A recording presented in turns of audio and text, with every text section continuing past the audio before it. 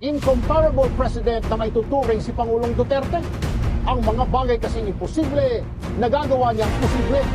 Ang sinumang humarang sa kanyang plano para sa ikaunlad ng bansa, kanyang sasagasaan. Noto ka ng taong bayan, Ontiveros, para gumawa ng batas. Hindi ka binoto niya para maghanap ng butas kay Pangulong Duterte. Ugok!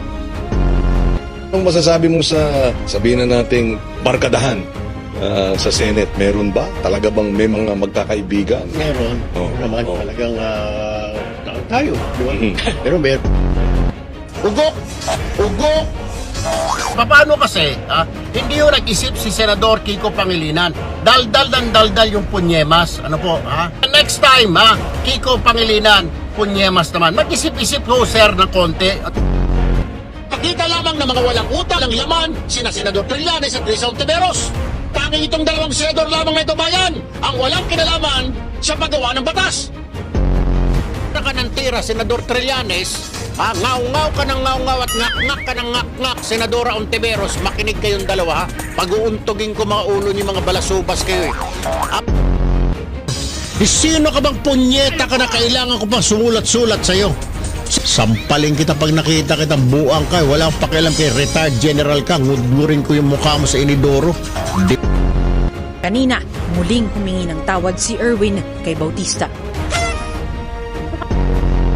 Are you afraid if we have the hearing on the Blue Ribbon on flood control, mababanggit ka rin? Hindi na po ako papayag na maghihiring-hiringan kayo dyan. At I will have you arrested. I promise. Papahuli kita. Kung hindi papahuli, kung ayaw ng usa, bibit-biting kita, kikulyuhan kita, palalayasin kita dyan sa floor na yan. Wala pa kaming nabalitaan na binitbit at pinuwelyuhan ng mga tulfo. Ginulping tulfo meron. Sinapak ni Claudine bago sinakal ni Raymart Santiago. Wala na bang pagpipilian ng iba na pwedeng umupo sa Senate Blue Ribbon Committee? A neophyte to neophyte Senator Bagito. Sino bang gagawin mong state witness, Tol?